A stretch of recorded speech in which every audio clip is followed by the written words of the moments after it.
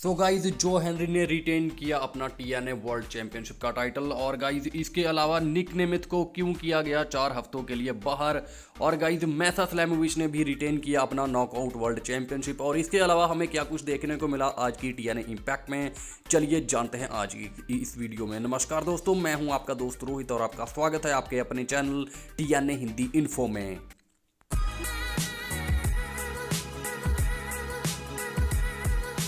So guys आज की TNA impact की शुरुआत करते हैं, लेकिन सबसे पहले गाइज आज क्रिस बेक का बर्थडे है तो उनको हम हैप्पी बर्थडे कहना चाहते हैं। और गाइज जो लोग काफ़ी समय से टीएनए देखते आ रहे हैं वो जानते होंगे कि क्रिस बेक कौन है। वो एस ऑस्टिन के टैग टीम पार्टनर हैं। और गाइज पिछले काफ़ी समय से वो हमें टीएनए में नज़र नहीं आ रहे थे क्योंकि गाइज उनको सीरियस इंजरी हो गई थी। और अभी खबरों की माने तो उनकी तबीयत पहले से काफ़ी बेहतर है।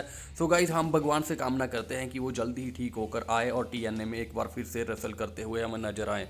तो गाइज हमारी उनको हैप्पी बर्थडे। और गाइज इसके बाद अब बात कर लेते हैं एंथोनी सीसियोन के बारे में। सो गाइज जैसा कि मैंने अपनी पिछले कल की वीडियो में बताया था कि एंथोनी सीसियोन जो है वो टीएनए रेसलिंग के प्रेसिडेंट हैं, लेकिन गाइज मैंने ये गलती से कहा था कि वो जो हैं अभी प्रेसिडेंट बने रहेंगे टीएनए रेसलिंग के। तो गाइज ऐसा नहीं है, थोड़ी सी मिसअंडरस्टैंडिंग हो गई थी तो उसके लिए मैं आपसे माफ़ी चाहता हूँ। गाइज एंथोनी सीसियोन जो है वो प्रेसिडेंट के पद से हट गए हैं, वो अभी टीएनए रेसलिंग के प्रेसिडेंट नहीं होंगे।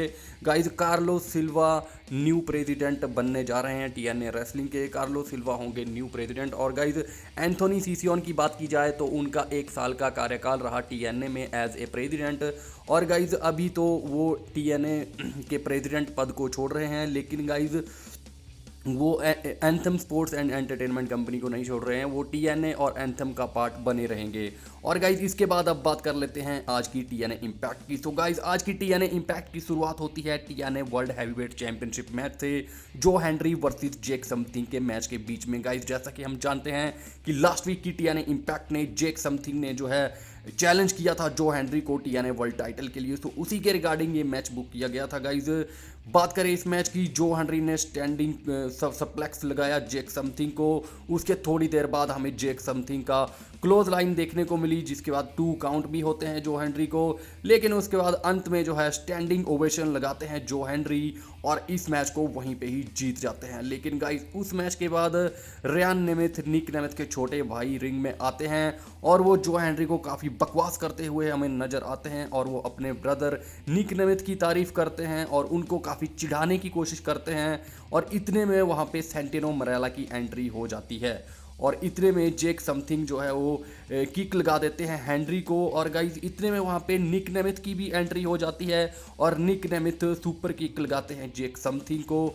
और गाइज उसके बाद गलती से निक नेमिथ दूसरी सुपर किक लगाने लगते हैं जेक समथिंग को, लेकिन गलती से वो किक जाके लगती है सेंटिनो मरेला को और सेंटिनो मरेला धड़ाम से नीचे गिर जाते हैं। और गाइज इसके बाद फिर हमें एक बहुत ही शॉकिंग चीज़ देखने को मिलती है। गाइज इसके बाद टीएनए रेसलिंग रिवील करती है अप्रैल में होने वाला एक पेपर व्यू कह लीजिए या फिर टीएनए प्लस का मंथली पेपर व्यू कह लीजिए, उसकी अनाउंसमेंट होती हुई हमें दिखाई देती है, जिसका नाम होता है टीएनए अनब्रेकेबल।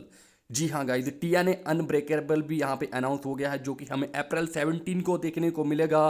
और गाइज ये जो है अप्रैल में हमें रिबिलियन भी देखने को मिलने वाला है, लेकिन अभी एक और मंथली पेपर व्यू हमें होता हुआ नजर आएगा। गाइज फरवरी में कोई भी मंथली टीएनए प्लस का पेपर व्यू हमें देखने को नहीं मिला, तो उसकी जगह पे जो है अप्रैल में हमें मंथली पेपर व्यू भी देखने को मिलने वाला है। और अप्रैल में बड़ा पेपर व्यू भी होने वाला है रिबिलियन, जिसकी अनाउंसमेंट काफ़ी पहले कंपनी ने कर दी है। तो गाइज अप्रैल में दो पेपर व्यू होना ये मुझे तो कुछ ठीक नहीं लग रहा है। लेकिन अनब्रेकेबल की बात की जाए तो काफ़ी पुराना पेपर व्यू है, ये सिर्फ 2005 में ही हमें देखने को मिला था, उसके बाद से वो अभी काफ़ी सालों बाद होने जा रहा है। और गाइज इसके बाद फिर हमें बैक स्टेज में निक नेमिथ नजर आते हैं और वो सेंटिनो मरेला को सॉरी बोलने के लिए आते हैं। सेंटिनो मरेला ने अपना मुंह पकड़ा होता है क्योंकि उन्हें किक लगी होती है निक नेमिथ की, वो उनको सॉरी कहते हैं, लेकिन सेंटिनो मरेला उनको सस्पेंड कर देते हैं 4 हफ्तों के लिए। और रियान नेमिथ वहाँ पे भी थोड़ी बकवास करने की कोशिश करते हैं, लेकिन निक नेमिथ कहते हैं कि जस्ट शट अप, तुम चुप हो जाओ,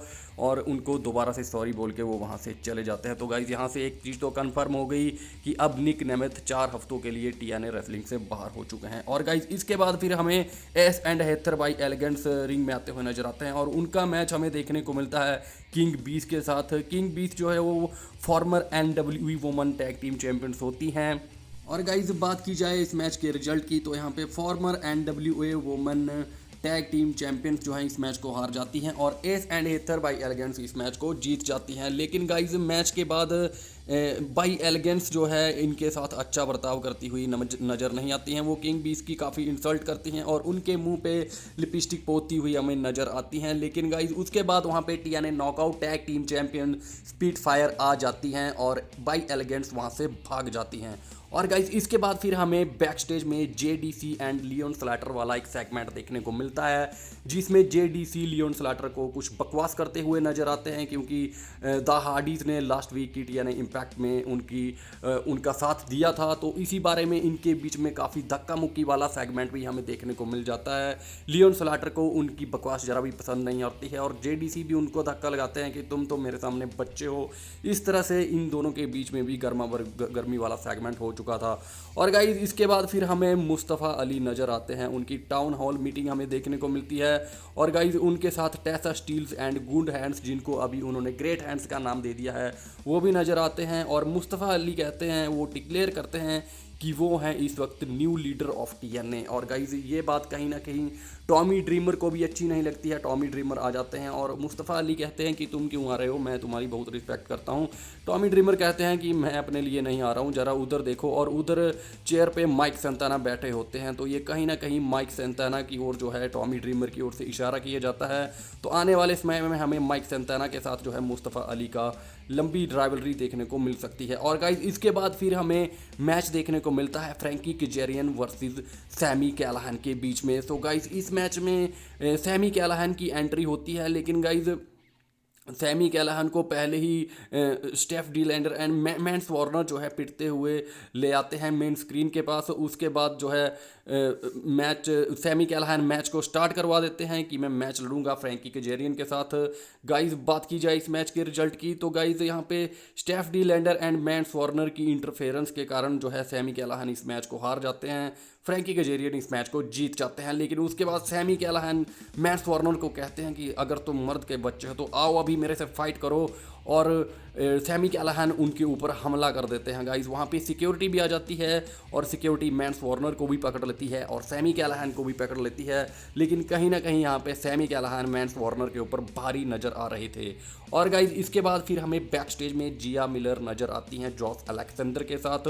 वो उनसे उनकी फीलिंग के बारे में पूछती हैं कि तुमने ही डिक्लेयर किया है कि ये तुम्हारा लास्ट मैच है।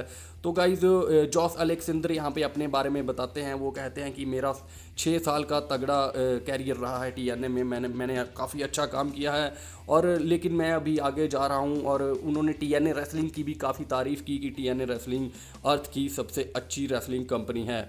और गाइज इसके बाद फिर हमें 1-on-1 मैच देखने को मिलता है NXT कोरा जेड वर्सेस शिया ब्रोक्साइड के बीच में। गाइज बात की जाए इस मैच की, तो गाइज काफ़ी अच्छा मैच चल रहा था, ये शिया ब्रोक्साइड की ओर से भी काफ़ी अच्छा मैच हमें देखने को मिला। लेकिन गाइज बात की जाए इस मैच के रिजल्ट की, तो कोरा जेड अंत में जो है अपना फिनिशर मूव जेडेड लगाती हैं शिया ब्रोक्साइड को और इस मैच को वहीं पे ही जीत जाती हैं। और गाइज इसके बाद फिर हमें मिस NXT यानी कि एरियाना ग्रेस जो है वो टेसा ब्लैंचर्ड के लॉकर रूम के बाहर नज़र आती हैं और उनसे कहती हैं कि वो नेक्स्ट वीक मैच लड़े। लेकिन जैसा कि हम जानते हैं कि टेसा ब्लैंचर्ड जो है वो रिटर्न के बाद अपनी ही मनमानी करती हुई हमें नज़र आ रही थी और यहाँ पे भी वो ऐसा ही कहती हैं एरियाना ग्रेस को। लेकिन इतने में वहाँ पे जख्मी शेर की तरह आ जाते हैं सैंटिनो मरेला और सैंटिनो मरेला कहते हैं कि तुम्हें हमारी बात माननी पड़ेगी और नेक्स्ट वीक तुम्हें एक मैच लड़ना पड़ेगा जिस हिसाब से हम कहेंगे। और गाइज टेसा ब्लैंचर्ड गुस्से में अपने लॉकर रूम के अंदर चली जाती हैं। और गाइज इसके बाद फिर द रैस्कल्स जो है हमें रिंग में नज़र आते हैं। जैसा कि हम जानते हैं कि NXT के Wes Lee and Tyson and Tyriek के साथ उनकी राइवलरी चली हुई है।